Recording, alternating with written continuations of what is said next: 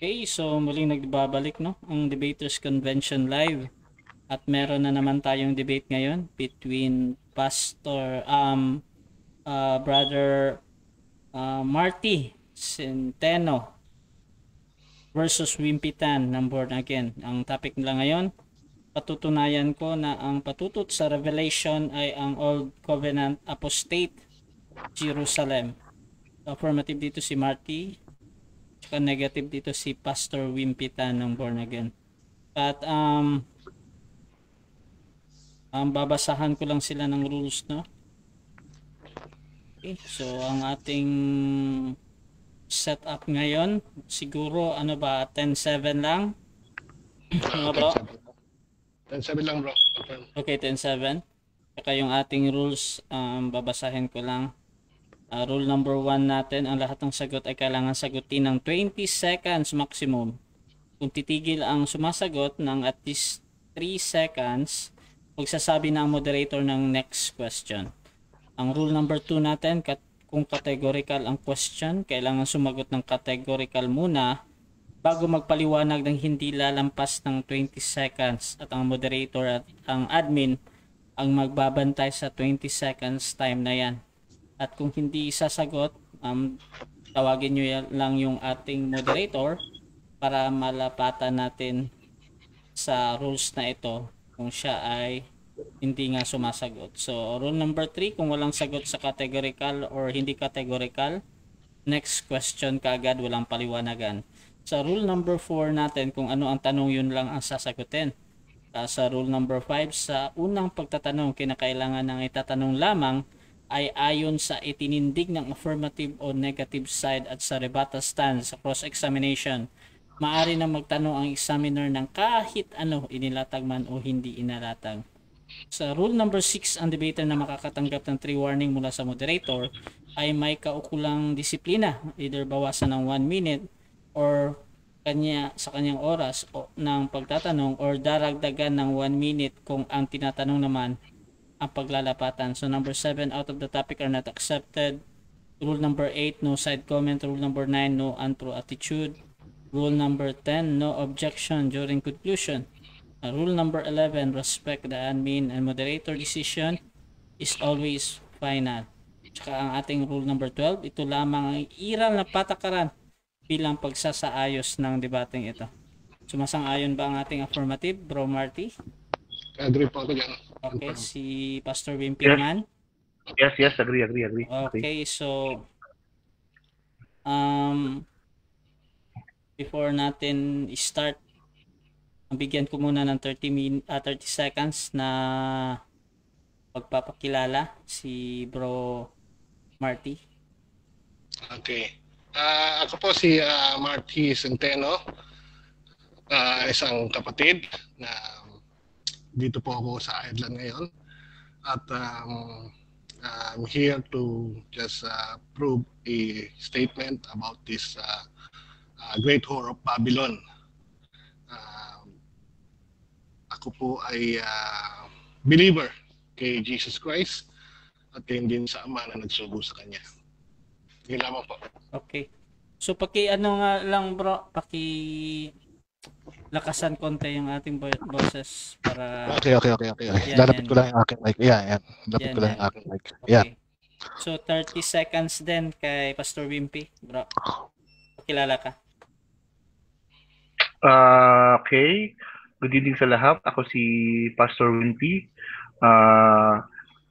Ako yung senior founder ng Yeshua Amazing Grace Gospel. Soon maitatayo na. Kaya kasi pandemic. So, magandang topic at maganda rin tong platform para magigit na ang Biblia tapos may matutunan tayo lahat. Kasi importante yung we learn something kasi napakalaga yung continuous learning eh. Kasi pag hindi ka na natuto, sayang na, hindi maging outdated ka, di ba? So, God bless na lang sa lahat. So, magandang sharing to. Thank you. Ayan. So, hindi na natin patatagalin. Bibigyan ko ng 10 minutes yung ating time nasa screen na mag-a-appear yan. So, Bro Marty, your 10 minutes time start now. Okay, salamat po sa pagkakataon na ito na pinagkaloob na makaharap ito si Brother Wimpy na naset itong topic na ito. Ang akin pong topic ngayon is kung sino itong patutot na ito na sinasabi sa Revelation, or ito yung sa English, sa Great Whore of Babylon. Ang akin pong tindig dito, ito po yung Old Covenant Apostate Jerusalem. In short po, makikita po ito sa Galatians 4. Siya po yung Old Covenant Apostate Jerusalem. Ano? So, sino po ba itong Apostate Jerusalem na ito, itong Great Whore? Makikita po natin yan, ito po, nasa kanya po yung dugo ng mga prophets. Siya po yung pumatay sa mga prophets. Ano? Dito po sa Revelation 17:6, mababasa po natin yan. At nakita ko ang babae na lasing sa dugo ng mga banal at sa dugo ng mga martir ni Jesus. At na aking makita siya ay nagilalas ako ng malaking panggilalas. At kayo din naman sa Revelation 18:20, makikita niyo yan, magalak ka tungkol sa kanya o langit. At kayong mga banal at kayong mga apostol, no? At kayong mga propeta, sapagkat inihatol ng Diyos ang inyong hatol sa kanya. At sa 24 naman, at nasumpungan sa kanya ang dugo ng mga propeta at ng mga banal at ng lahat ng mga pinatay sa lupa. So ito po ang major identity ng babaeng ito, ng patutot na ito. Sa kanya po makikita o nasumpungan ang dugo ng mga propeta at mga banal at lahat ng mga pinatay sa lupa. Ito pong revelation ay revelation ng Jesus Christ. So sino po sa ayon kay Jesus Christ, kanino isisingilin ito?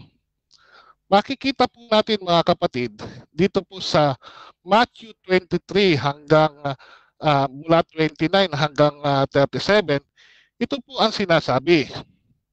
Sabi ninyo mga eskriba at mga pariseo, mga mapagpaimbabaw, sapagkat itinatayo ninyo ang mga libingan ng mga propeta at inyong ginayakan ang mga libingan ng mga matuwid at sinasabi ninyo kung kami sana ang nangabubuhay ng mga kaarawan ng aming mga magulang, hindi kami nakakarami nila sa dugo ng mga propeta.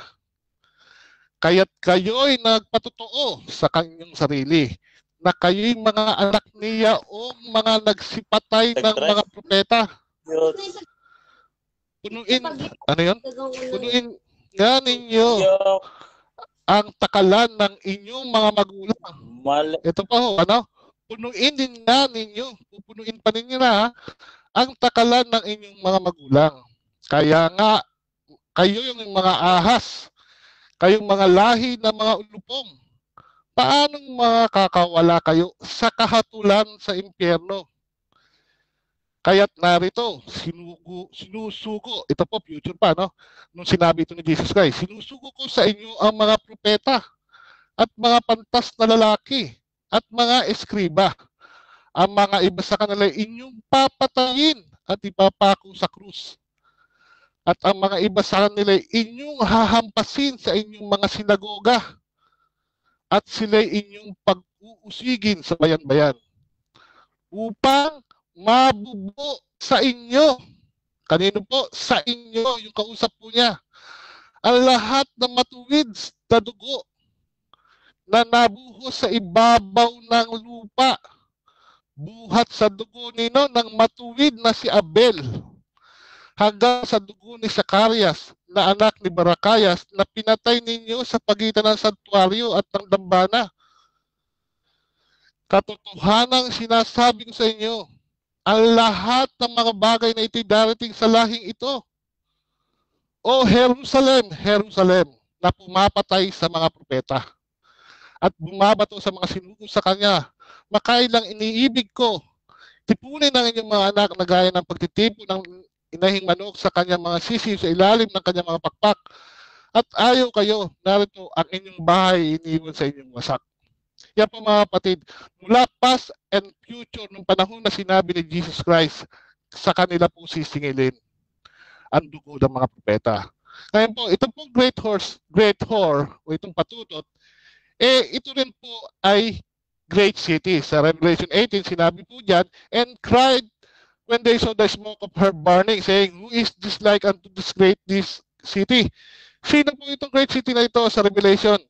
Sa 11:8, makikita po natin yan, and their dead bodies, patungkol po doon sa two witnesses, shall lie in the street of the great city, which is spiritually called Sodom and Egypt, where also our Lord was crucified.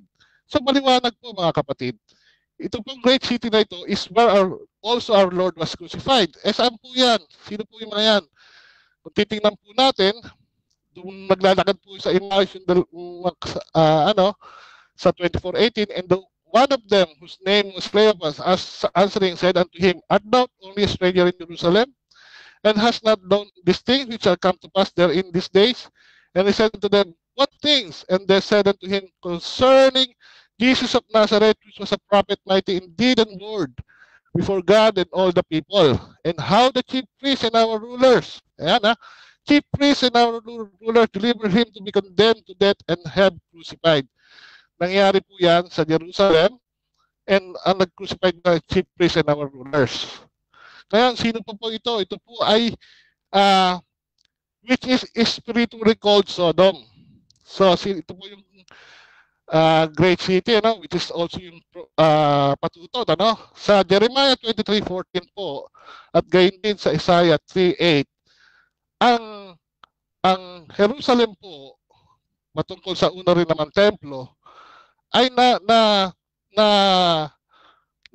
nakita po siya o sinabi na siya ay Sodom din dito sa Jeremiah. Basahin po natin. I have seen also the prophets of Jerusalem an horrible thing.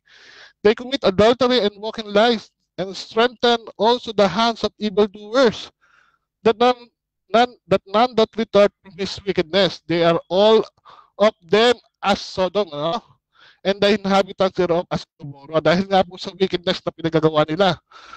For Jerusalem is ruined, and Judah is fallen, because their tongue, their doings are against the Lord, to provoke the eyes of his glory.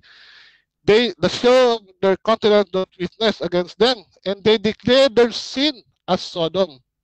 So maliwanag po mga kapatid, ito pong Jerusalem din, o yung itong apostate Jerusalem, itong mga wicked na Jerusalem na to, yung sa apostate, sa Old Covenant, yung sins po nila, they declare as Sodom.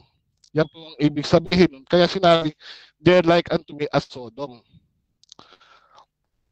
Ano po mga kapatid, ito pong great city na ito, itong patutot na ito rin po yung Egypt, which is spiritually Egypt as well. So, ito po ang sinasabi mga kapatid, dito po sa Exodus 20, sila po ay umalis sa Egypt, ito po ang sinasabi, I'm the Lord thy God, 20 verse 2, which have brought thee out of the land of Egypt and out of the house of bondage. So, ito pong Egypt is considered as house of bondage. Kaya po ito rin great horn na ito is tinawag na spiritual Egypt. Ano po sinabi sa Galatians 4:24, patungkol po kay Hagar, tsaka po kay Sarah. Sinabi po sa 24, which things are an allegory. For these are the two covenants. The one from Mount Sinai, which engendered to bondage, which is Agar. For this Agar is Mount Sinai in Arabia, and answered to Jerusalem, which now is and is in bondage with her children. So ito po yung babae nito. Ito po yung patutot na ito is in bondage with her children, the old covenant apostate Jerusalem. Ngayon po, makikita po natin sa Ezekiel 23:1 kung saan hinahintulad din naman itong Jerusalem at Aloha nang nag-commit sila ng whoredom sa Egypt. Kung babasahin po natin yan, siguro wala na po akong magiging oras. And the word of the Lord came again unto me, saying, the son of man, there are two women, the daughters of one mother. They committed whoredoms in Egypt. They committed whoredoms in their youth. There were their breast, and there were bruised the teeth of their virgin. Time. So, yan po mga kapatid. Salamat po. Okay, so dadako na tayo sa ating 7 minutes na pagtatanong. Pastor Wimpitan ng Born Again, 7 minutes para sa iyo, bro. Your time start now. Okay, unang question, Brother Marty. Bakit mo nasabi Jerusalem ay siya yung harlot sa Revelation? Bakit mo nasabi yun? Una nga po mga kapatid ng MP, presentation ko, sa kanya po nakita yung dugo ng mga propeta. Okay. Pero pag sinabing harlot ng Revelation, ano ba ang symbol niyan, yung harlot ng Revelation? Sino tinutukoy dyan, sa tingin mo? Yun nga, yung present ko, siya po yung Old Covenant Apostate Jerusalem. Oh, okay. Kasi, tanong no, sa Revelation chapter 7, yung harlot, sabi ron, merong 7 heads. Yung 7 heads, ibig sabihin, 7 hills. So, 7 hills, ibig sabihin, yung 7 hills sa history ay Roman Catholic Church. So, paano naging Jerusalem yun? Hindi ko po pinapatunayan ng beast. Ang harlot po ang pinapatunayan ko. Ang 7 heads po, located po yan sa beast. Hindi po yan ang patutot. Oo nga, kasi di ba nakaupo ang patutot sa Scarlet Beast, di ba? Nakaupo, di ba? Tama ba? Tama, Okay. tama kapatid. Okay. Yung Scarlet Beast, sumisimbol sa Roman Catholic Church yan eh. Kaya nga Scarlet eh. Beast eh. Magtanong ka po, brother. Magtanong ka po. Mamaya ka na mag-present. Yun na. Kaya nga. Mamaya ka na mag-present. Magtanong ka muna. Kaya nga ang tanong ko, paano naging Jerusalem yun? Eh yung patutot, nakaupo sa sa Scarlet Beast sa Seven Hills. Eh, yung Seven Hills, Roman Catholic Church. So, paano naging Jerusalem yun? Hindi po natin. Ang pinapatunayan po natin yung patutot, hindi po yung beast.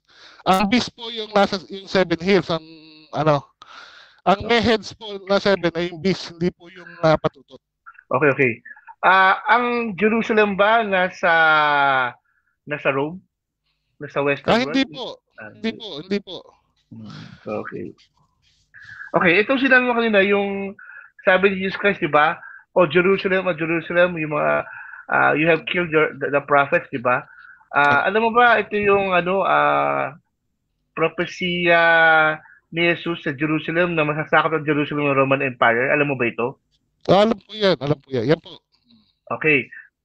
Kung nasakop ng Roman Empire ang Jerusalem, paano naging patutot ang Jerusalem? Kaya yun nga po, dahil una nga po, pinatunayan ko sa inyo, kaya siya po, nasa kanya po siningil yung dugo ng mga propeta.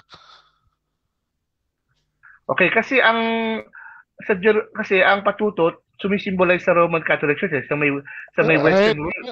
Mamaya ka na mag-present, brother. Magtanong ka muna, brother. Yun nga, magtatanong nga ako. Magtatanong nga ako. Kaya nga, di ba, kasi nga, kasi ang patutot ay 7 hills. So, kung ang patutot ay 7 hills na nasa history ay mismo sa may Vatican, paano nga naging Jerusalem ang patutot kung gano'n, di ba? Ganito po, brother. Yung 7 hills po na binabanggit niyo po is patungkol po yan sa beast. Hindi po yan patungkol dun sa babae, sa patutot. Sure ka, hindi siya patungkol sa babae, yung 7 hills? Ay, maliwanag naman po, yung beast po, merong 7 heads. So, yung Jerusalem, merong 7 heads? Hindi po, ang beast po ang may 7 heads. So, sino yung... Ang patutot po ang pinapatunayan ko, hindi po yung beast. Oo nga. Yun na nga.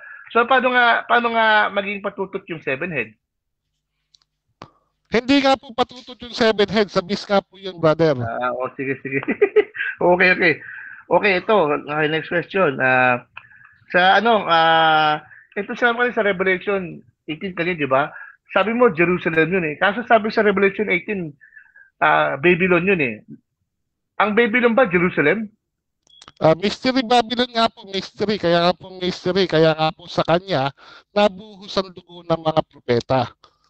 So, ibig ba sabihin, sa Babylon lumabas ang Jerusalem? Ganun ba? Mystery po, katulad po yan ng Sodom and Gomorrah, no?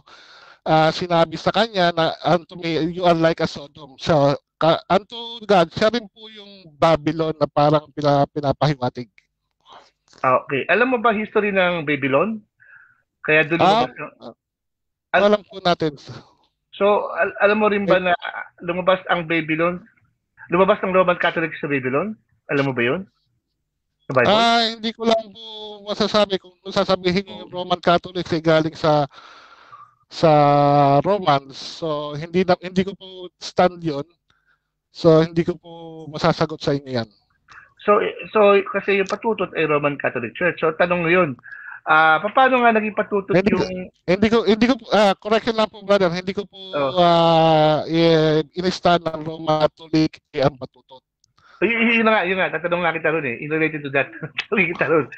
So yung patutot, naniniwala ka ba nang galing sa Babylon? Hindi po. Ang stand ko po, ito pong patutot, ito nga po itong Apostate, Old Covenant Apostate Jerusalem. So hindi po sila nanggaling sa Babylon, pero dahil po sa kasamaan nila, they are considered as Babylon. So yung patutot galing sa Jerusalem? Sila po yun. Sila po yun. So sure ka yung patutot galing sa Jerusalem? Yes po. Okay. Okay. Ito naman yung sa may Egypt, di ba? Yung may si Hagar tsaka ano.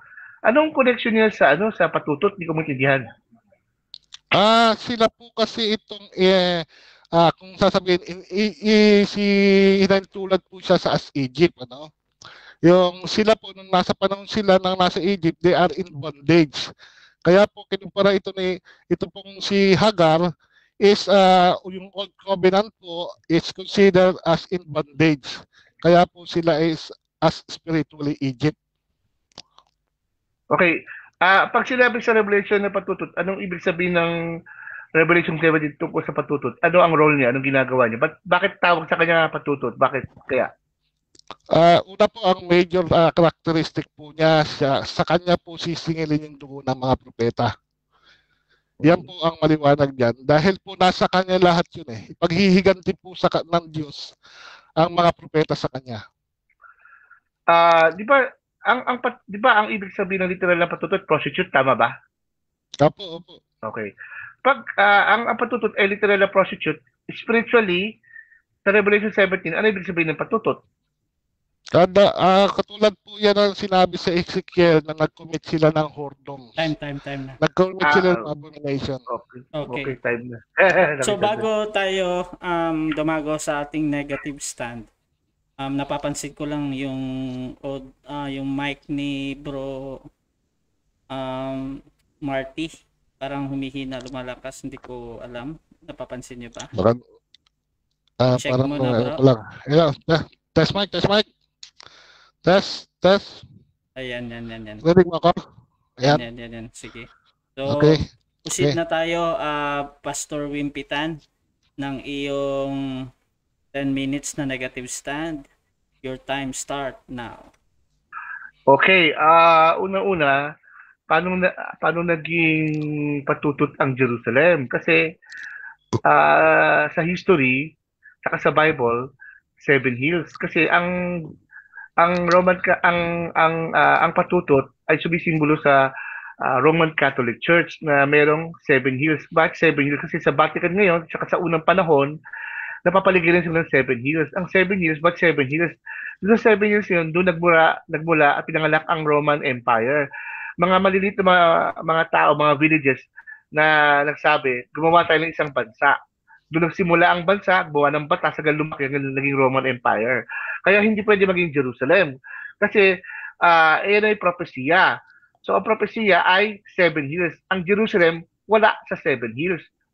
At ang propesya, nasa Roman Western. Ang Jerusalem, nasa East. Kaya hindi po pwede patutot ay ang Jerusalem. Kaya nga pag binasa natin sa Revelation chapter 17 verse 1 and 2, sabi niya rito, I will show you the punishment of the great prostitute who sits in many waters. Ibig sabihin many waters, yung mga tao, yung mga naniniwala. Ano itong mga tao na to? Ito yung mga naninilang ng prostitute. Bakit prostitute? Kasi nga, literally, prostitute, spiritually, ibig sabihin, lahat ng mga religion sa mundo, pinag-isa niya. Yan ang sinasabing sa Revelation na one world religion. Yan ang ginagawa nung Pope. Sino ba yung Pope dito? Siya yung beast, di ba? Ang sa context yung beast, sumisimbolo saan? Sa Pope. Kaya hindi siya pwede maging Di pwede maging patutot yung Jerusalem kasi ang mga priest sa Jerusalem ay hindi mga pope. At ang gawain ng mga priest, ito sacrifice animals to Yahweh. Sa Roman Catholic Church, they sacrifice to what? Yung yung bread and wine. Binababa nila si Jesus Christ literally. Iba yun, kaya hindi pa pwede patutot ay Jerusalem. So isa rin yun, no? Isang ano rin yun, isang maganda explanation na hindi talaga na patutot ay ang Jerusalem. Kasi ayon sa Daniel chapter 7 verse 7 saka Daniel chapter 2 verse 33, sabi rito, ang propesya ay Roman Catholic Church, Roman Empire. Bakit? Sabi, sumisimbolo saan? Sa iron. Di ba meron tayong Iron Age, Bronze Age, di ba? Mga Metal Age, mga bakal, mga kahoy, di ba? Mga Golden Age, di ba? Sa panahon yan ay Iron Age. Sumisimbolo sa sa Roman. Sila lang nakadiscover ng ng iron, mga bakal.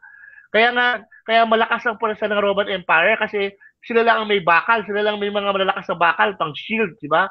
Kaya hindi manalo mga kalaban nila. Kaya ang propesya ay Roman Empire, hindi Jerusalem. Kaya nga sabi nga rito, the Great Prostitute, the Roman Empire, uses political power to control the Western world, fornicated with all pagan idols and self-claimed rulers and emperors of the empire. They are gods. Ano ibig sabihin? Yung mga rulers dati ng Roman Empire, sila Julius Caesar, mga anak-anak nila, kinlaim nila sila ay gods. Isa sila mga gods. Bakit Great Prostitute? Kasi sila, pag tuwing itong mga sila Caesar, yung mga Roman Emperor, nagsa-celebration, may kasama sexual immorality. Hindi lang nagsasacrifice sa mga idols. Hindi lang nagsasacrifice sa mga hayop. Sinasama nila kung ba, nakakaroon sila ng sex, men to men, babae, lalaki. Nagsisex din sila sa mga hayop. So yun, kaya itong yung head niya is emperor. Ang head ng ang Jerusalem is God eh. Kaya hindi siya pwede magiging ang patutot ay Jerusalem. Ang priest hindi gumagawa ng gano'n, nakipag-sex sa mga animals, sa mga tao. Hindi pinatay ni God yun, di ba? Kaya doon pa lang, hindi na makita natin, ang patutot ay ni Jerusalem. At sabi pa rito, yung sa Daniel, di ba, yung rebultong malaki, di ba, yung legs niya, di ba? Yung legs niya, yun ang Roman Empire. Yung legs niya, pure steel, tapos yung feet niya dalawa, yung isang feet pure steel, yung isa naman may halong clay. Ano ibig sabihin nun? Ibig sabihin nun, yung Roman Catholic Church, yung Roman Empire, napasukan ng ibang mga religion. Kaya nga si Constantine, pinapasok niya sino? Yung mga disciples ng apostles, mga early church fathers, pumasok sa Roman Empire. So kaya kahalo-halo, kaya nga hindi na pure metal. Kaya merong halong clay. Kaya nga, sabi rito, the legs with feet mixed with clay, ongoing prophecy fulfilled. Na-fulfilled na ito kasi nga, pinapasok ni Constantine, yung mga apostles, di ba? Yung mga disciples ng mga apostles, mga early church fathers, pinapasok niya. Hindi lang yon.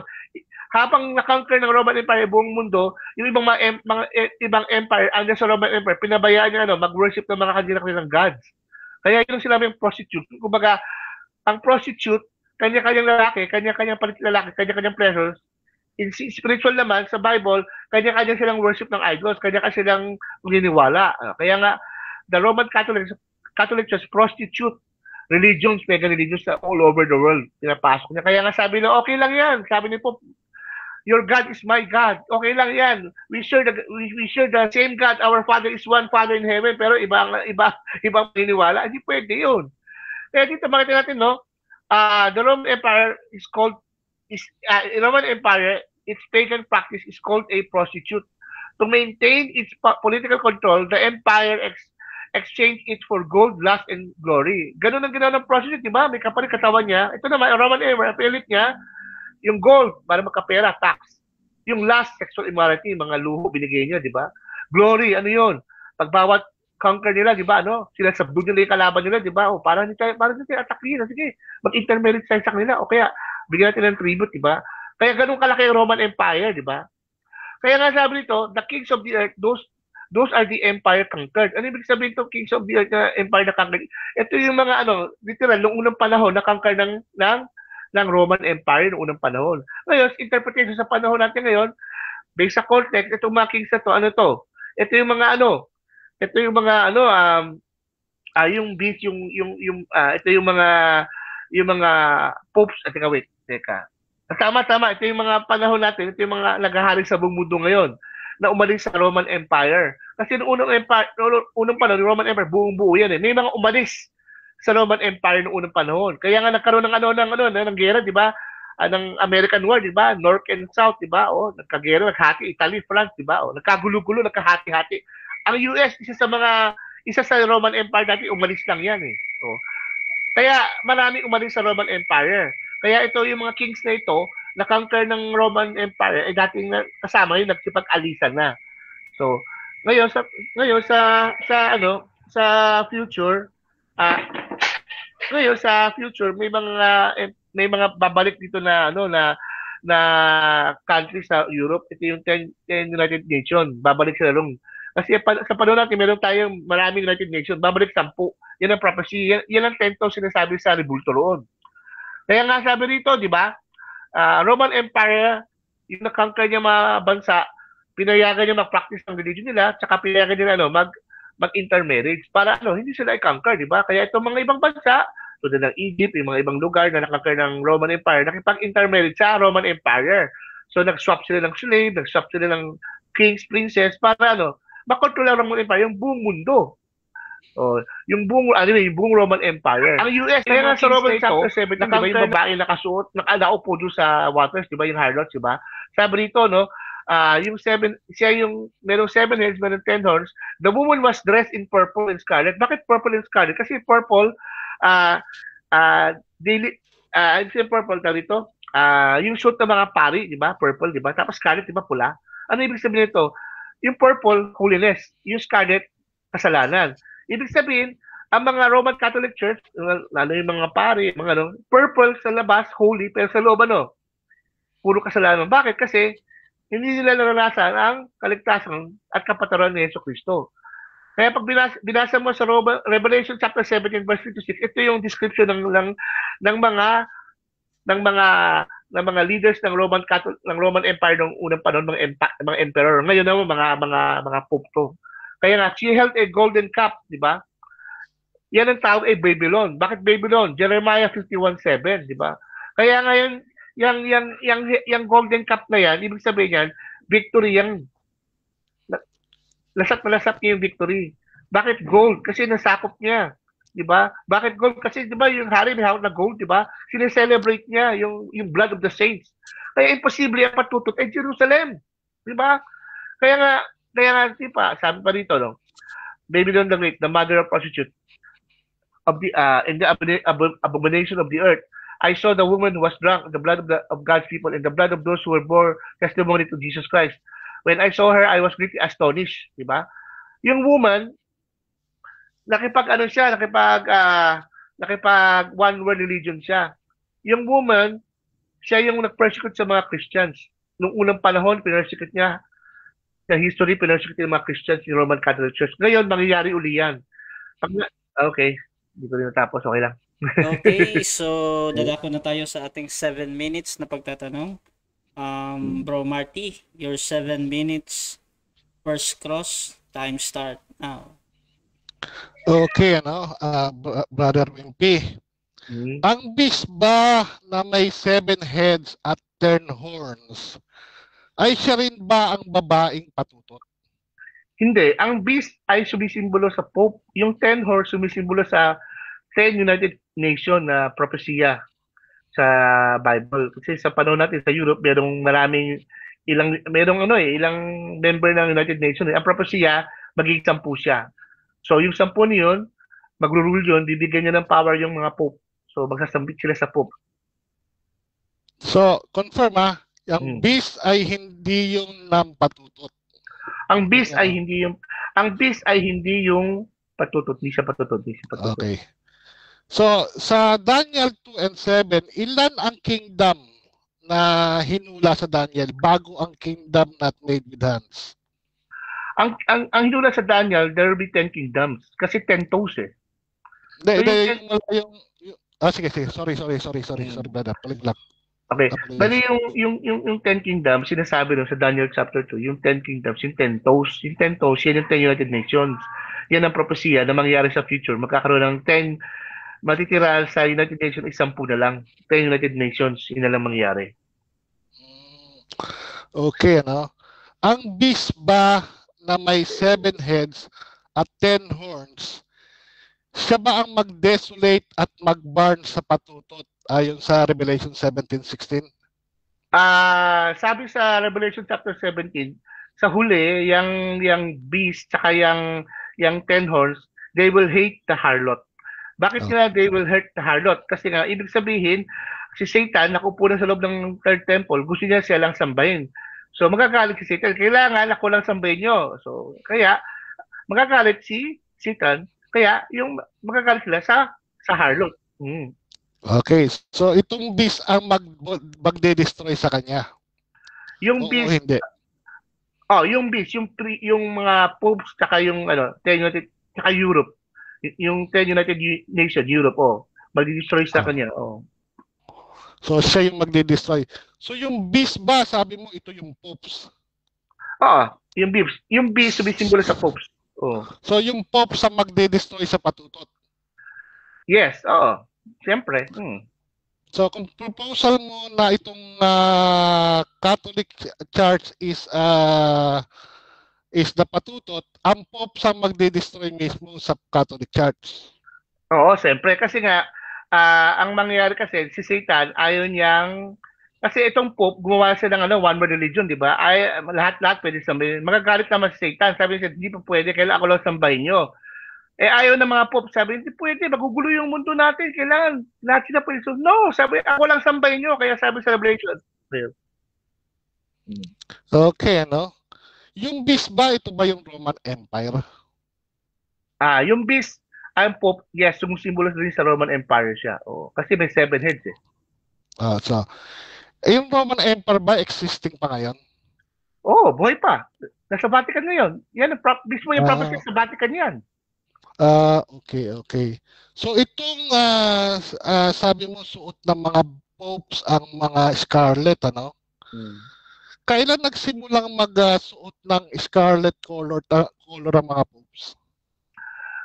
Yun nga, kasi noong unang panahon, yung mga emperor, wala pang ganun mga damit, may ganun din silang kulay damit, pero hindi pa sila lantad na tulad ng mga pope. Kailan nangyari yan? After na, nagkaroon ng, after 100 years, lumabas ang pope, doon nagsimula yan. Kasi first 100 years, walang pope eh. Klaro ko lang kasi, sabi mo itong beast is the Roman Empire, ano? Tapos scarlet colored beast siya. Bakit? Parang naguguluhan kasi ako. Kung ito yung Roman Empire, ito rin itong scarlet colored beast. Okay, wag kang maguluhan. Kaya 7 heads, Roman Empire. Scarlet beast, ibig sabihin, beast, scarlet, yung mga priest, kasi suot yung mga, nakita mo suot mga priest kayo, yung mga pari, di ba? Ganun na ganun, di ba? Yung mga pope, mga gold, mga si pope, di ba?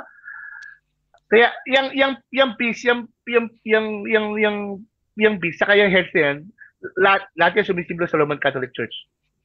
So, yung 7 heads, yung mga scarlet, yung beast na yan, sumisimbolo ka mo sa Roman Catholic Church, yes, ano? Yes, sila, Iyan din ka mo yung patutot, ano? Yes, siya rin siya. Confirm ko kasi kanina, yung unang tanong ko, ang beast ba na may 7 head at 10 horns ay siya rin ang babaeng patutot? Ang sagot mo, hindi. Pero ngayon, sinasabi mo siya. Explain ko sa iyo, huwag ka malito. Unang-una kasi yung pari, siya mismo ay yung pope na nagpo-prostitute sa buong mundo. Ibig sabihin, nag-aalok siya ng one world religion. Okay? So therefore, yung harlot na yon, sumisimbolo yon sa pope. At yung harlot yun, sumisimbolo rin saan? Sa Roman Catholic Church kasi nakupo siya sa scarlet beast sa may 7 heads. Okay, ano? Ilang minuto pa ako, Brother Rasha, sa pagtanong ko? Okay, sige, no? Siguro doon na lang muna kasi wala namang masyado kang isinalang na yun na lang muna. Wala naman akong itinatanong. So, i-wave ko na iba, Brother Rasha. Okay, so dyan nagtatapos ang ating first stage ng ating debate. which is first presentation at first cross. Ayan, so bago tayo magpatuloy sa ating rebuttal stage, shoutout muna kay Jojo de la Cruz Santiago. Yan. Sabi niya, simula na yan. Sabi ni Ian J. Villarmea Palar, shoutout admin. Sabi naman ni Ezra Ezekiel Bihiranyo, yung ating star sender. Pambihira itong si Wimpitan. Dinamay na naman ang Katoliko. Russia left their group. So, shout out din kay Abinito GS. Yan, shout out sa iyo, bro. At sabi ni Ian J, salamat, always mo talaga akong pinapansin. Yan. So, dadako na tayo sa ating rebuttal. Share ko lang screen ko, brother, ha? Sandali lang, ha? Okay. Sabi mo sa akin, At na ako, ha? binabati ko din yung ating nasa room. Nandito si Ezra, si Simplesio ng JW, si Reniro ng Messianic Hebrew Roots, at saka si Brother Fernando Camacho ng SDA. So, okay. Habang naghihintay kay... Okay na ako, bro. Okay, so proceed ka na, bro. Same pa din, 10 Okay. minutes. Proceed. Okay, salamat, Brother Wimpy, sa iyong presentation. Makikita po natin sa presentation ni Brother Wimpy, ang tinindig ko po ay yung babaeng patutot. Ang tinindig po niya yung bis, hindi po yung babaeng patutot. Sabihin po natin, tinan po natin mga tinindig ni Brother, Wimpy. Yung 7 heads, patungkol po yan sa bis. Yung Pope daw po is bis. At yung Roman Empire, yan din po yung beast. At Kings of the Earth. Wala po tayong nakita na ginibaman lang yung ating presentation about sa kanya, sa babae, sisingilid ng mga dugo ng propeta. Nag-present po siya, iba pa sa aming topic. Puro po 7 head, puro po patungkol sa beast. Hindi po natin topic ang beast. Kung yan po ang ating topic, yan po sana ang present natin, At sinabi po niya, ito daw pong beast ay siya rin hindi siya ang patutot. Tama po 'yun, hindi po ang patutot. Pero later on, siya rin daw yung patutot. Ang gulo, mga kapatid. Hindi po alam ni Brother Wimpy kung ano ang kanyang i-stand, ang beast ba o ang patutot. Dahil wala po tayong ma-stand sa kanya, at kung itong 7 head, kasi hindi naman po topic itong beast. Ang topic po natin is patutot. Ang lahat po na sinabi niya, 7 hills, beast, puro po Roman Empire. Ngayon, ang akin po siguro ididibang lang sa kanya, itong Kings of the Earth. Sino ba itong Kings of the Earth? Kasi po siya puro kwento, Ito biblical evidence po natin, Nung unang century po, ano ang tingin nila sa Kings of the Earth? Sa Acts 4:24, ito po ang sinasabi. And when they heard that, they lifted up their voice to God with one accord and said, Lord, thou art God, which has made heaven and earth and the sea and all of them in them. Who by the mouth of the servant David has said, why did the heathen rage and the people imagine vain things? The kings of the earth stood up and the rulers were gathered together against the Lord and against His Christ. So sa 27, ito po ang katuparan. Pour up a truth against thy holy child Jesus. Sino po yung Christ na sinasabi sa 26? Si Holy Christ, yung Holy Christ Jesus, whom thou hast anointed, both Herod and Pontius Pilate, with the Gentiles and the people of Israel were gathered together. So ito pong kings of the earth ay hinahintulad po ito. Ito po yung lokasyon sa Jerusalem patungkol sa in general sa Israel. Si Pontius Pilate po, saan po siya naka-base? Doon po siya sa Jerusalem. Ngayon din po si Herod. and with the Gentiles na nakapaligid doon at yung people of Israel. So anong kings of the earth? Hindi po kasama dyan ang Pilipinas. Kung may king ang Pilipinas, ang king ng India, hindi po kasama dyan. Tingnan po natin sa mata ng first century kung ano ang pinapatungkulan nila. Yung kings of the earth po. Yung earth dyan is yung the land of Israel and in particular Jerusalem nga. So yung namumuo po na namamahala sa lugar na yon. Yan po yun, hindi po yan yung sa buo, hindi po kasama yung sino man yung emperor, hala po sila doon. Ngayon, ito po tuloy po natin sa Great Wealth kasi po wala naman po akong gigibain sa kanya dahil ang tinayo po niya ay puro bis. Magtatayo na lang po uli ako. Ito pong Great Wall po, ito po ay merong Great Wealth. Sinabi rin po kasi Great Wealth sa Revelation. Ito po ang sinabi ni Josephus sa Book of Wars, Book 6, verse 2, beside this prophetic expectation that caused Gentiles to gravitate to Judaism, it was then profitable in a monetary sense to do so. Jerusalem and the area of Judea in the century before their destruction were highly prosperous regions, and whoever were friends and clients of the Jews had many financial gains that others did not have. The Jewish people in Judea were relatively wealthy during this time, and this especially applied to Jerusalem, where the temple was situated. The temple was responsible for bringing into Jerusalem huge quantities of monies and other contributions from Jews and even Gentiles from around the Roman and Patriarch worlds. Note the words of Titus, the Roman general and later emperor, in a speech to the Jews just before the fall of Jerusalem. We, the Romans, have given you leave to gather up the tribute which is paid to God, the temple tax, with such other gifts that are dedicated to him, nor have we called those that carried those donations to account, nor prohibit them, till at length you became richer than we ourselves, even when you were our enemies. So kahit po nung panahon ng first century, mga kapatid, ito po Jerusalem is, sinabi nga ni Titus, till at length you become richer than we ourselves. So may great wealth po itong whore of Babylon na ito. Ngayon sa clothing naman po ng war, sinabi po diyan dahil binanggit po ito ni Brother Wimpy tungkol sa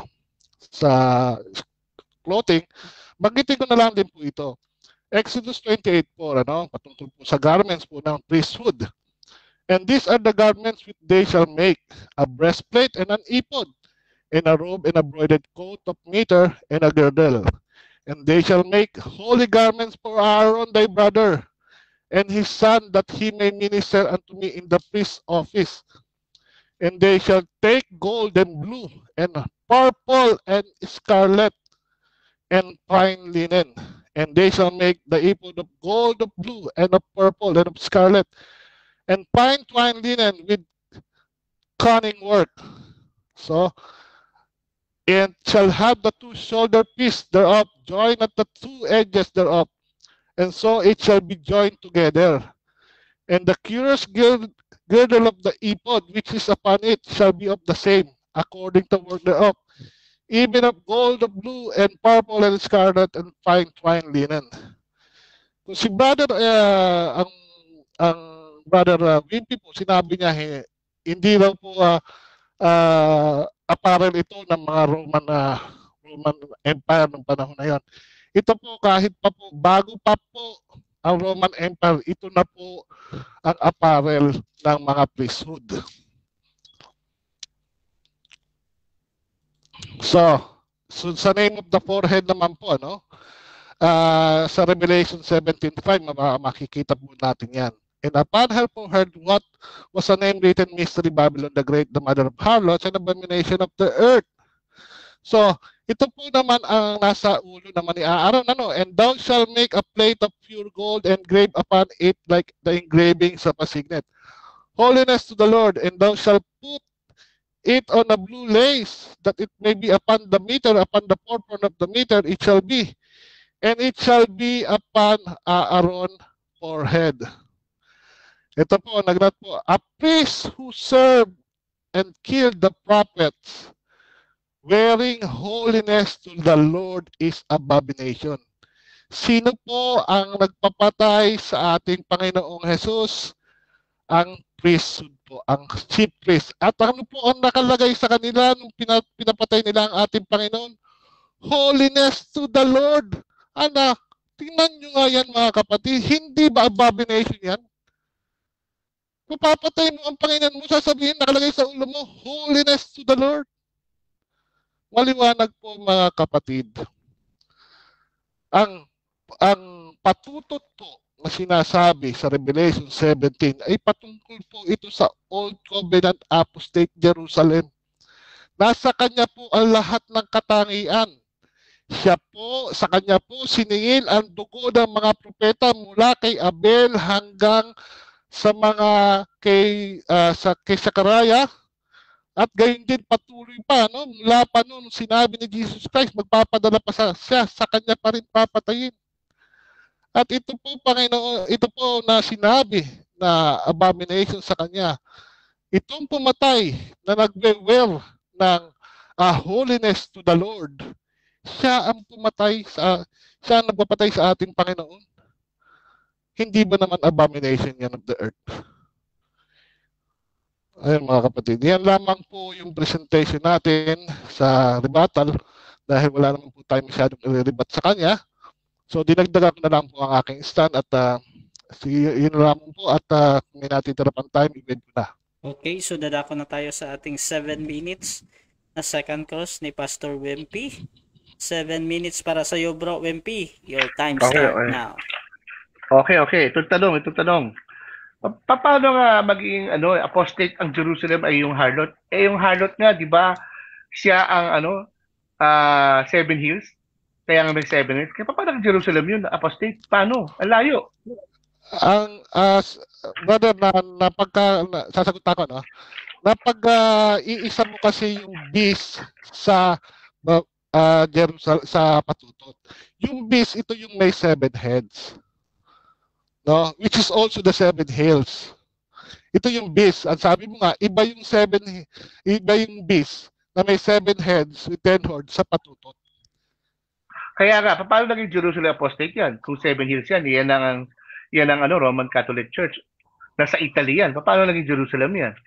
Hindi nga brother patungkol sa geographical location na sinasabi mo na Una sa lahat, okay, no? Yung characteristic niya, nasa kanya yung dugo ng mga propeta. Sa kanya sisingilin. Isa yan. Yung 7 hills na pinipilit mo, yan yung beast. Hindi naman ako tumatanggi na ang beast ay iyan yung may 7 heads, which is Rome. Iyan yung beast. Kaya nga siya ang magdi-destroy dito sa apostate Jerusalem. Okay. Sa tingin mo kaya nag-out of context ka sa interpretation mo? Yes or no? Hindi ako nag-out of context, brother. Kung hindi ka nag-out of context, paano mo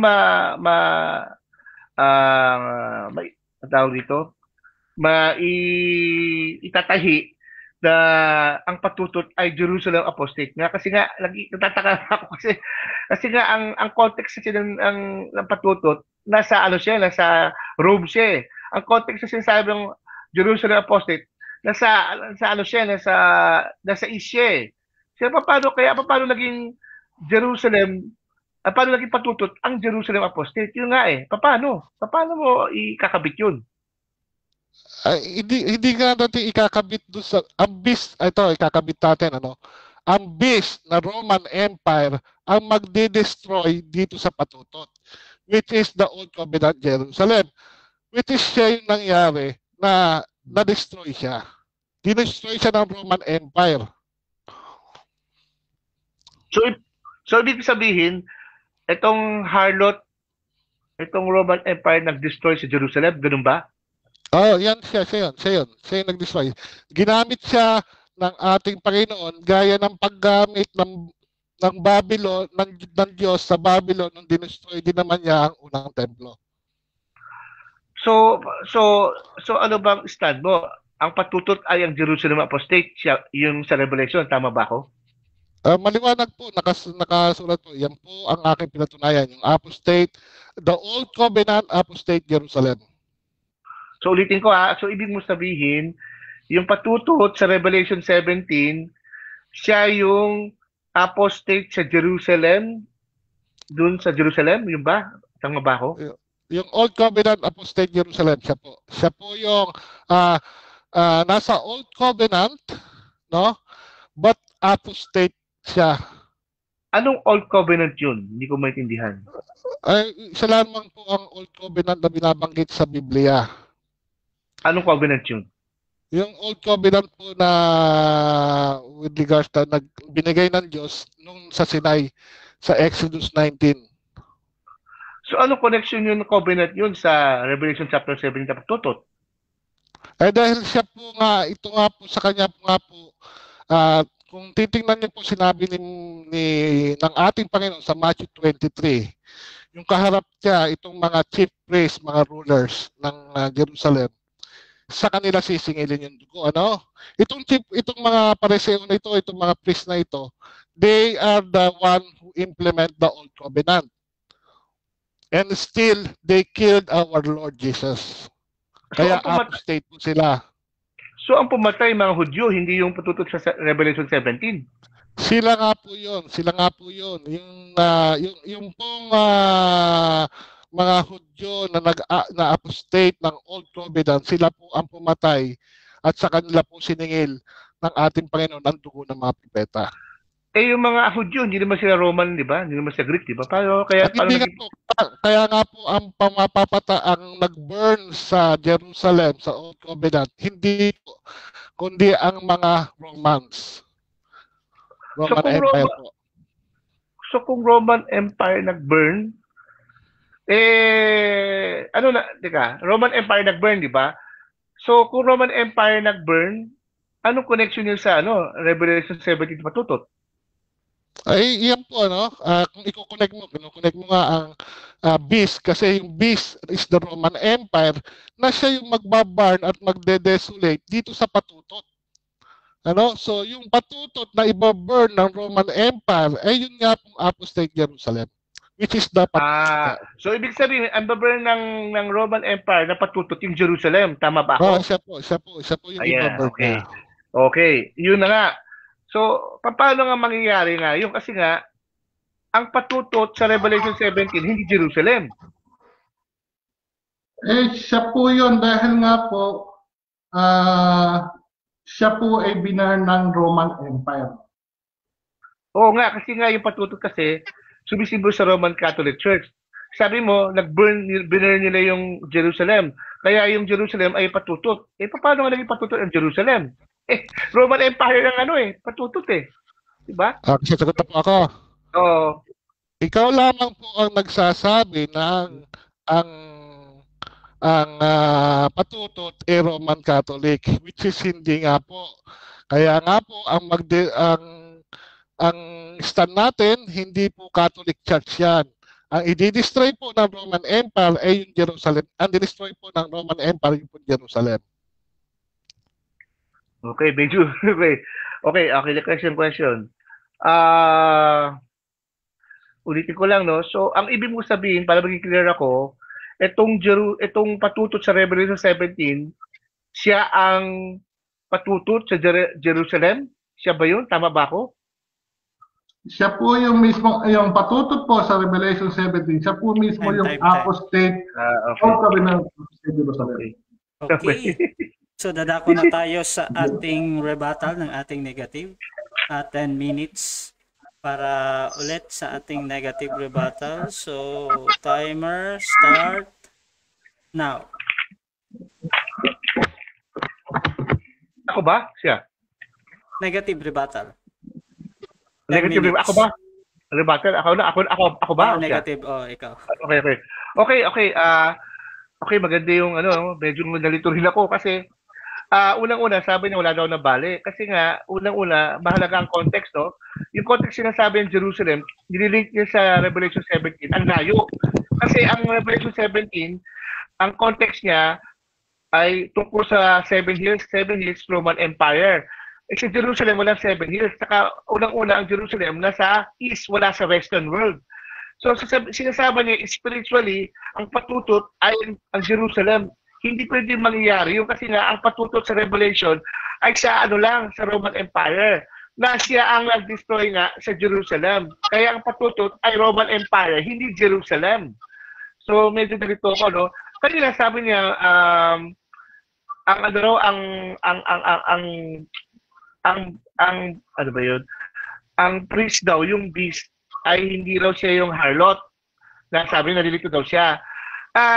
Sinabi ko kanina, ang harlot, siya yung Roman Empire, buong nakupo sa, kaya nga siya nakupo sa sa Scarlet Beast eh. Siya ang religion ng Roman Empire Catholic. Kaya nga nakupo siya, kasi control niya ang religion ng Catholic, yan ang one world religion. So, yung one world religion, yung harlot na yan, ibig sabihin, yung priest ay pupunta sa ibang mundo para magsabi ng peace, magkaisa tayo, yung Diyos mo, Diyos ko rin. Okay lang, may Diyos ka, may Diyos rin ako. Kaya yung itong Pope sumisimbolo sa beast. Yung 7 heads, 7 hills sa Roman Empire. Yung scarlet na kupuro, ibig sabihin nun, sumisimbolo yun sa buong Roman Catholic Church na religion. Kaya nga, meron sa Revelation na one world government and one world religion. Iyang scarlet na yan ang one world religion na sinasabi propesya. Ngayon, sabi yung mga kings of the earth. Ang kings of the earth unang panahon, sa panahon ng Roman Empire. Ngayon, sa panahon natin, mga kings saan? Sa panahon natin, iba naman yung mga bansa, US, India, China, Saudi, yan ang tumutukoy yan. Kasi sa Revelation, after the rapture, ng second coming, magra-reign si Christ Earth for 1,000 years. After 1,000 years, last battle of Armageddon, at bago mangyari yung papakawan ng Satan from the abyss from the abyss after 1,000 years, i-deceive niya uli ang mga buong mundo at ang gagawin niya, lahat ng nations ng mundo aatakin ng Jerusalem dahil nagdula ko po si Jesus Christ. Kasi napatansitin niya si Satan. Kaya nga pa nag-rapture, lahat ng saints sa heaven, mga rapture saints, bababa si Christ sa alapaap, kukunin natin ang saints, narinig sa heaven, doon magsisimula ang 7 years tribulation, doon upo si Satan sa third temple. Kaya yung sinasabi niya na ang Jerusalem ay patutot ay out of context. Literally, i-link yung spiritually, hindi pa rin pwede kasi nga, ang patutot sa Revelation 17 ay nasa 7 hills. Merong 7 heads. Nakupo sa Scarlet Beast na may 7 heads. Sumisimbolo sa Roman Empire sa Vatican. Kaya hindi po pwede ang Jerusalem ay yun ang patutot. Kaya out of context. Sa Jerusalem, ang mangyayari dyan, ang role ng Roman, tama sa amin, ang role ng Roman na Catholic, maulit usigi lang ang Jerusalem. Magkaagulo dyan. Kasi magkakaroon ng one world government at one world religion. Sa first 3.5 years, magkakaroon ng peace. Usapan ng Israel, Saudi, magiging na ang United Nation, yung Europe. Usapan 7 years peace, pero sisirain yung kalaban ni Satan, yung peace na yon. Gagawin niya 3.5 years peace lang with Saudi and Israel. So yung Saudi, may isang lalabas, o Saudi na to, o somewhere, basta ang antares, dalawang klase, possible, isang Muslim or isang Jew. Kasi ang diskusyon sa antares, galit kay Christ antares siya So, siya magiging Pope. Yun ang sinasabing 8 Pope na lalabas na after ng rapture sa second coming. Siya ang 8 Pope, upo siya rin sa third temple. Ipopossess si Satan. So, siya yung mag-destroy at siya rin maggagawa ng miracle at siya rin mabubuo ng one world government and one religion. Kaya ang layo Yung sinasabi niyang priest sa Jerusalem na scarlet, hindi scarlet yun. Walang suit na scarlet ang priest sa Jerusalem. Wala. Puro black lang siya tapos merong 12 tribes of Israel, parang square dito. Pero sa Catholic, merong yung Pope, yung naka-scarlet, may gold, may sombrero na na parang gold, may hawak na tungkod gold, di ba? Kaya ang layo out of context. So therefore, Ang napatunayan ko rito na una-una, out of context siya, nabasa ko yung mga argumento niya, tsaka medyo naguluhan din ako kasi medyo ikot-ikot din eh. Kasi yung sinasabi sa Revelation 17, ulitin natin, yung babae, siya yung prostitute, nakukusa sa Scarlet Beast, so simbolo sa Roman Catholic Church. Bakit siyempre Roman Catholic Church? Kasi may 7 heads. Kasi ang Roman Catholic Church o Roman Empire nabuo sa 7 hills. Tapos yung Scarlet, religion ng Roman Catholic Church, yung priest, pupunta sa buong mundo, yung pope, pupunta sa buong mundo para mag ng world peace, magkakaisa tayong lahat. Yan ang sinasabi, one world religion. Kaya ang layo, no? So, sa tingin ko, no, talagang nabasa ko yung argumento niya. Tsaka, malayo eh. Hindi ko malink eh, na paano naging Jerusalem ang patutot eh. Kasi ang patutot, nasa Italy, nasa Western world, nasa 7 mountains, 7 hills. Tapos may mga priests doon. Oh. Kaya layo eh. Kaya hindi nga napatunayan yung Jerusalem ay siya patutot sa Revelation 17. Ang ginawa niya is spiritualize. Nawala yung context. Pwede ka mag-spiritualize pero dapat same sa context. Tugma eh, hindi tugma sa context. Allegorical na interpretation yun. Alam mo, sabihin ko yung bato. This is the rock. This is Jesus Christ. Eh, wala naman sinasabi sa Bible na yung rock ay Jesus Christ. Eh, di allegorical ako, nag-spiritualize lang ako. Eh, kaso sabi sa Bible, the rock is Christ. Mayroong context na tuturo. Tama. Parallel text. Kaya hindi na napatunayan na yung Jerusalem ay patutot sa Revelation 17. Yun lang.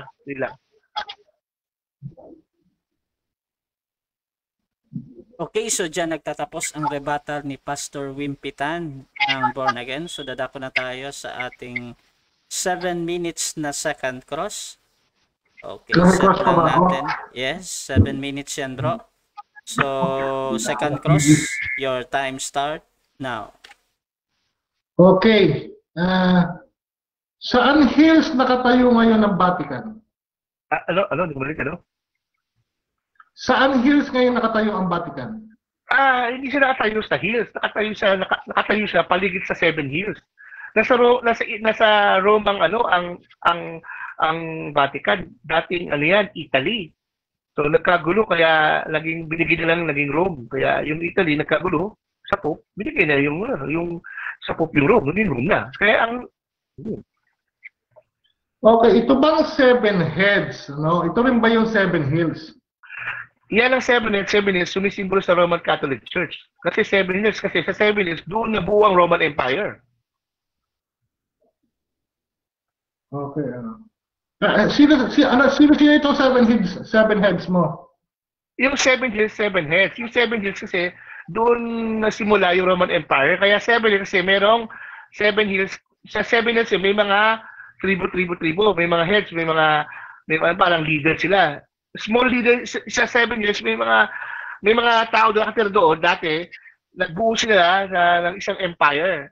Sila ang mga leader, founder, heads, kaya 7 heads. 7. Kasi from the 7 hills. Yung 7 hills mo, ano itong 7 hills na ito? Mag-describe mo ba itong 7 hills na ito? Ang 7 hills by history, nakita mo, nakalagay naman. Hindi ko naman masabi, no? Pero, ang 7 hills sa history. So, tingnan mo na, i-research mo lang. 7 hills of Rome. 7 hills of Rome. At yung 7 hills, nakapaligid yan sa Italy. Sa Vatican, nakapaligid yan. Kaya, doon nabuo ang Rome. So, itong 7 hills, ito bang Rome? Ito bang Roman Empire? Ito ang nabuo sa 7 hills. Oo, kasi ang founder niya, galing saan? Doon sa 7 hills. Sa 7, yung mga minakasila sa 7 hills, sila nagbuo. Isang maliit na group lang siya. Ginawa din ng Roman Empire. Yan. So, kung sasabihin natin itong 7 hills na ito yung beast, di ba? Kaya sinabi siyang beast, sumisimbolo sa Pope. Yung church may Pope. Yun na nga yung Pope. Yan ang Roman Empire din. Yan kasi nga, part ng Roman Empire ay Pope. Yan yun eh. So, ito nga ang beast na ito ay iba sa patutot. Itong beast na ito. Which is, yung sabi mo, kasi yung Rome is built on 7 hills, ano? So, ito nga yung Rome na nakabuild sa 7 hills. Ito yung Rome na ito yung beast, ano?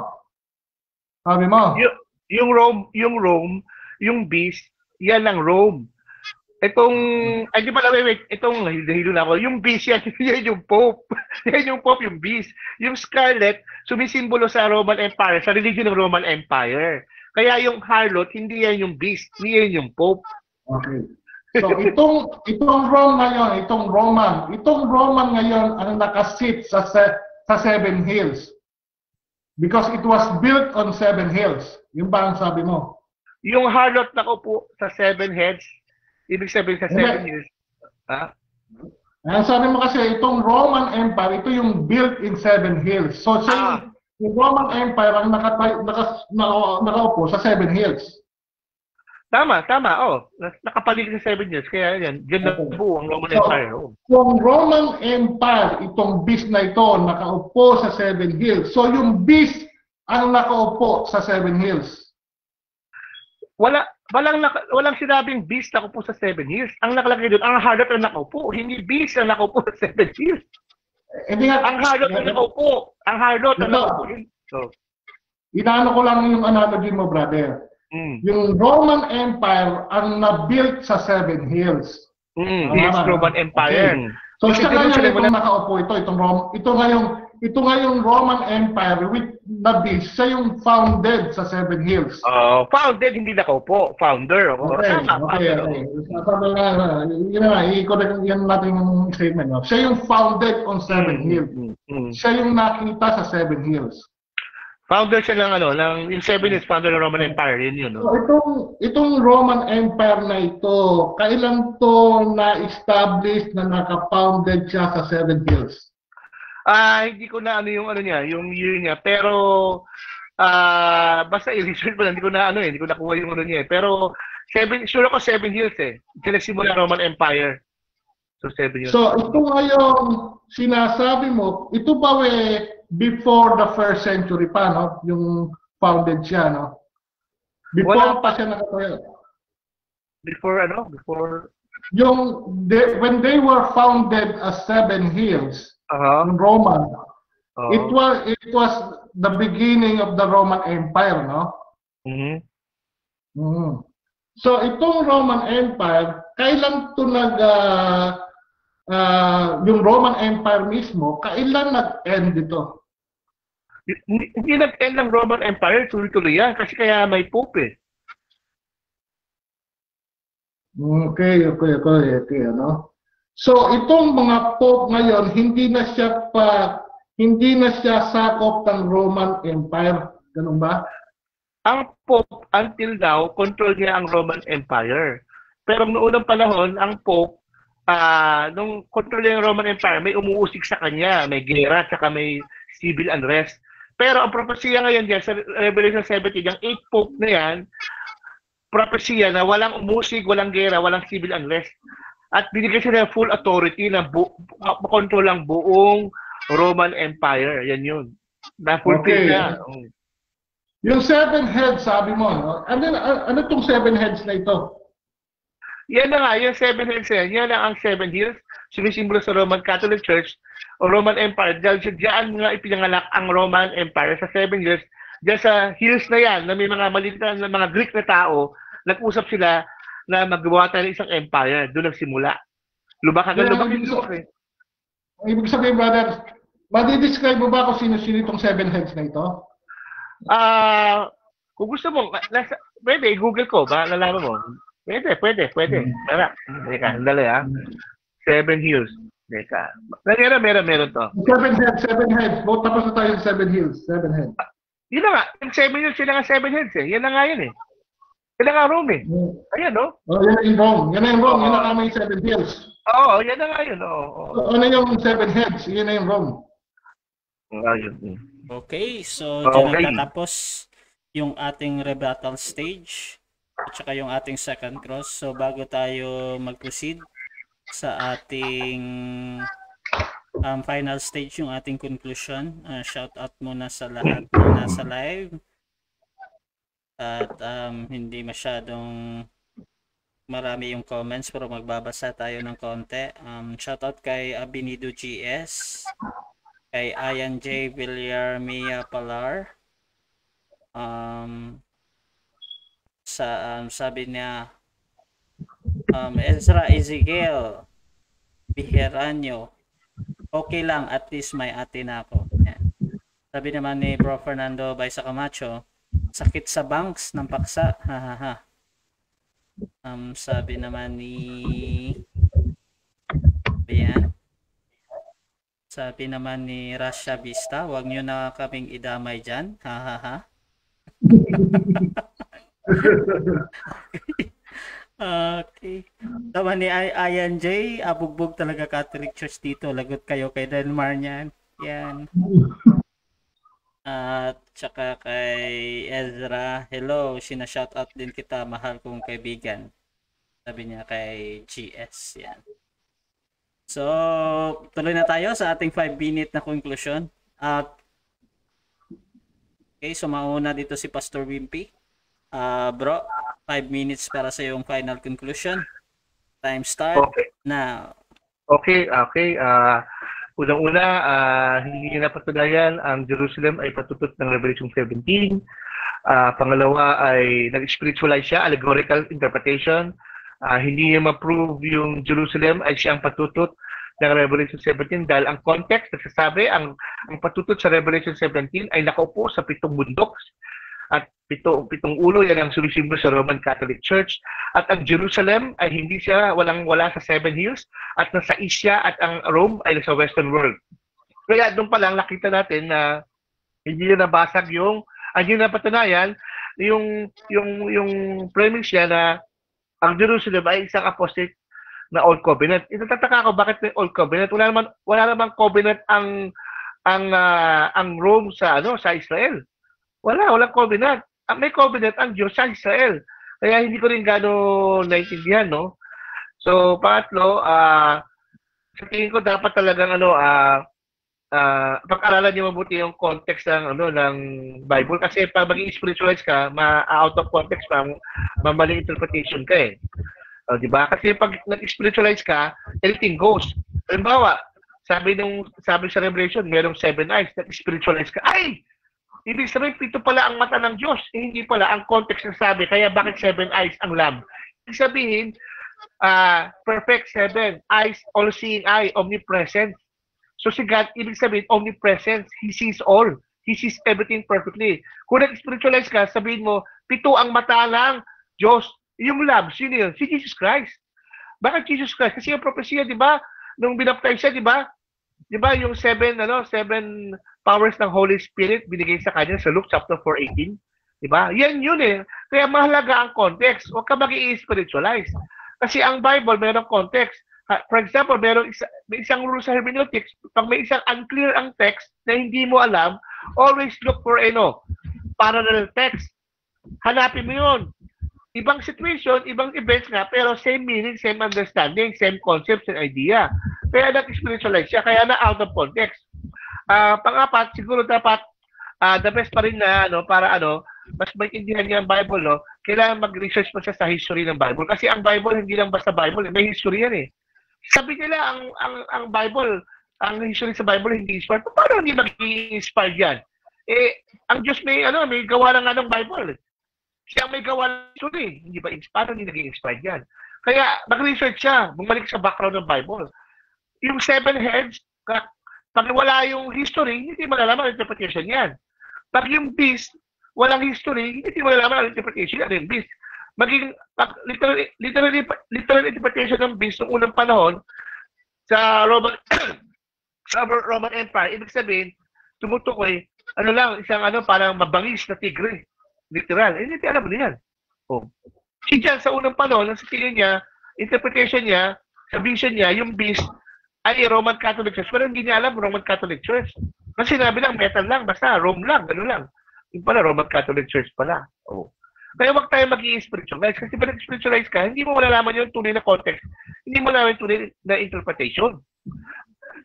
Kaya napakahalaga alamin mo yung context ng Bible. Pag di mo alam yung context ng Bible, maliligaw ka. Kasi maraming mga Christians hindi alam yung context, naligaw. Di ba? So, di ba, halimbawa, sabihin mo, yung sabihin mo, yung beast, literal na lion, hindi nga eh.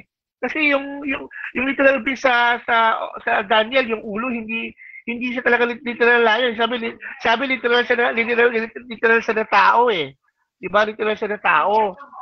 'Di ba? Kaya literal na tao siya. Yun ang context. Kung wala yung gano'n na context, hindi tayo malaman ang interpretation nun.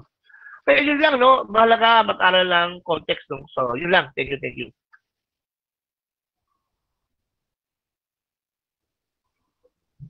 Okay, so dyan nagtatapos ang conclusion ng ating negative, Pastor Wimpy Tan ng Born Again. So dadako na tayo sa ating final conclusion ng ating affirmative, Brother Marty. So proceed, bro. Thank you, bro. Okay, sandali lang. Okay, no?